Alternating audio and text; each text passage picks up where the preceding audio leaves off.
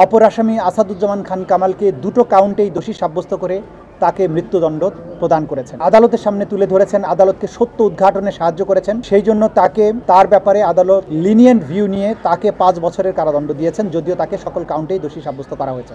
তাদেরকে ইন্টারপোলের মাধ্যমে গ্রেপ্তার করে বাংলাদেশে এনে সেই সাজা কার্যকর করা যেতে পারে। আজকে বাংলাদেশের ইতিহাসের অসম্ভব গুরুত্বপূর্ণ একটি দিন। দীর্ঘ বিচারিক পরিক্রমা শেষে আন্তর্জাতিক অপরাধ ট্রাইব্যুনাল আজকে একটি উল্লেখযোগ্য মামলার, গুরুত্বপূর্ণ মামলার রায় ঘোষণা করেছেন। এই মামলাটি ছিল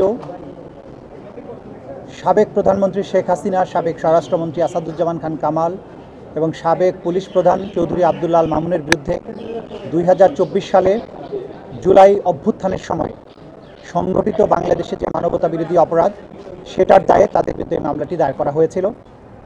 তাদের বিরুদ্ধে এই মামলার বিচার কার্য চলাকালীন সময় মোট 5টি অভিযোগ গঠন করা হয়েছিল।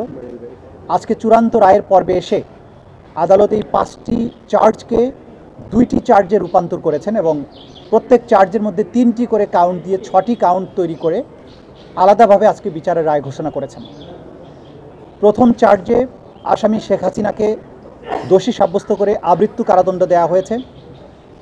দ্বিতীয় চার্জে আসামি শেখ হাসিনাকে দোষী সাব্যস্ত করে মানবতা বিরোধী অপরাধের দায়ে 2024 সালের জুলাই অভ্যুত্থান চলাকালে বাংলাদেশে ছাত্র জনতাকে লিথাল ওয়েপন, হেলিকপ্টার, ড্রোন ব্যবহারের মাধ্যমে নিষ্ঠুরতম পন্থায় 1400-র মতো ছাত্র জনতাকে হত্যা এবং 25,000-এর বেশি ছাত্র জনতাকে আহত করার দায়ে, মোর স্পেসিফিক্যালি আশুলিয়াতে 6 জনকে হত্যা করে পুড়িয়ে দেয়া, চানখারপুলে 6 জনকে হত্যা করার মাধ্যমে যে অপরাধ করেছেন সেটার দায়ে তাকে দোষী সাব্যস্ত করে মৃত্যুদণ্ড প্রদান করেছেন।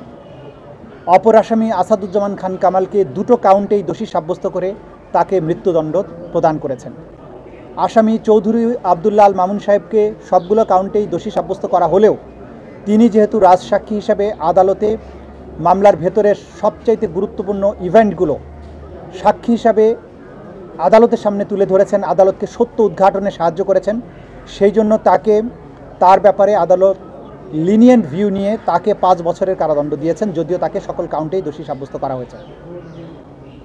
আমরা আজকে প্রসিকিউশনের পক্ষ থেকে আমাদের অনুভূতি হচ্ছে অবিমিশ্র। আমরা কারো মৃত্যুদণ্ডে আনন্দিত যেমন নই, তেমনিভাবে এই বাংলাদেশে যেভাবে রাষ্ট্রের শাসক হয়ে দেশের নাগরিক, বিশেষ করে তরুণ ছাত্র জনতার রক্তে পা ভিজিয়েছিলেন, তার বিচারের মাধ্যমে তাকে যে দণ্ড দেওয়া হয়েছে, আমরা বিশ্বাস করি এই দণ্ড প্রদানের মাধ্যমে ইতিহাসের একটি অধ্যায়ের মীমাংসা হয়েছে এবং এই জাতির ন্যায় বিচারের প্রতি যে তৃষ্ণা, ন্যায় বিচারের জন্য, জাস্টিসের জন্য জাতির যে কোয়েস্ট, সেটি আজকে সম্পন্ন হয়েছে। অপরাধীকে তার প্রাপ্য শাস্তি প্রদান করা হয়েছে। মধ্যেই বলেছি যে দুজন আসামি পলাতক রয়েছেন তাদেরকে ফিরিয়ে আনার ব্যাপারে রাষ্ট্র 2 ধরনের পদক্ষেপ নিতে পারেন।